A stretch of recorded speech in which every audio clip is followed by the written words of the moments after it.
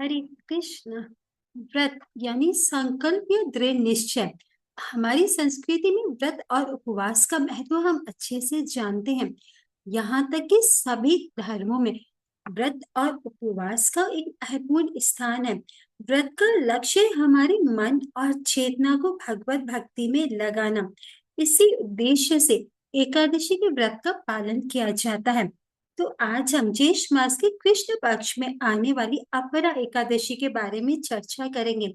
एक बार युधिष्ठिर महाराज भगवान श्री कृष्ण के पास जाते हैं और उनसे याचना करते हैं कि वे उन्हें विस्तार पूर्वक ज्येष्ठ कृष्ण एकादशी के बारे में कुछ कहें। तब ये सुनकर भगवान श्री कृष्ण कहते हैं, इस प्रश्न से पूरे जगत का कल्याण होगा। वह बताते हैं कि यह जो एकादशी है, ये बहुत ही सुंदर वरदान प्रदान करने वाली है। ये अपरा एकादशी अपार धन देने वाली एकादशी है। जो व्यक्ति इस एकादशी के सख्ती से पालन करते हैं, वे पूरे संसार में प्रसिद्ध हो जाते हैं। इस व्रत के प्रभाव से ब्रह्म हत्या, दूसरों की निंदा, दुराचार, सारे पाप दूर हो जाते हैं।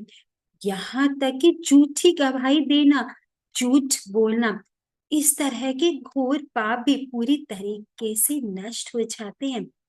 रणभूमि से भाग जाने वाला क्षत्रिय, गुरु की निंदा करने वाला शिष्य, ऐसे पापी व्यक्ति भी अगर इस अपरा एकादशी का पालन करते हैं, तो वे आध्यात्मिक लोक में जाने के अधिकारी बन जाते हैं।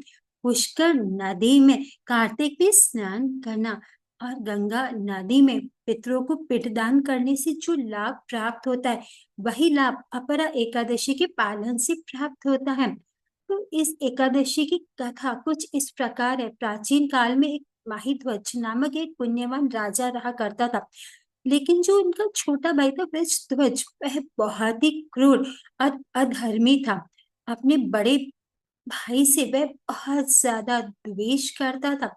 इसी ईर्ष्या के कारण उसने एक दिन अपने भाई की हत्या कर उसके शरीर को एक पीपल के पेड़ के नीचे गाड़ दिया और इस अकाल मृत्यु से राजा प्रेत आत्मा के रूप में उसी पीपल के वृक्ष के नीचे रहने लगा।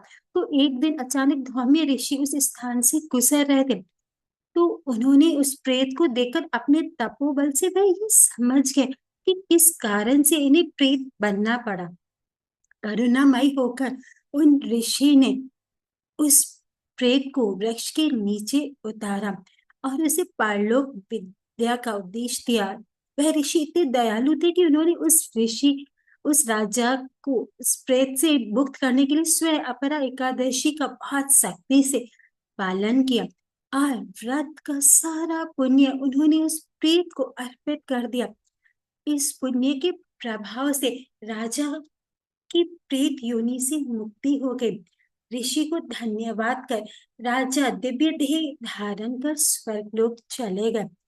तो प्रत्येक एकादशी का व्रत देखिए हमें सिर्फ एक ही लक्ष्य से करना चाहिए, भगवान श्री कृष्ण की प्रसन्नता के लिए।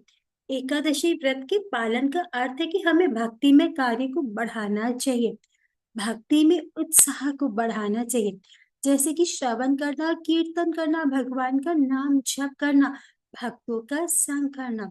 इस प्रकार से इस एकादशी व्रत का पालन कर हम कृष्ण कृपा के अधिकारी बन जाएंगे। तो अपरा एकादशी के इस महत्वपूर्ण अवसर को व्यर्थ न जाने दे, पूरी श्रद्धा निष्ठा से इस व्रत का पालन अवश्य करें।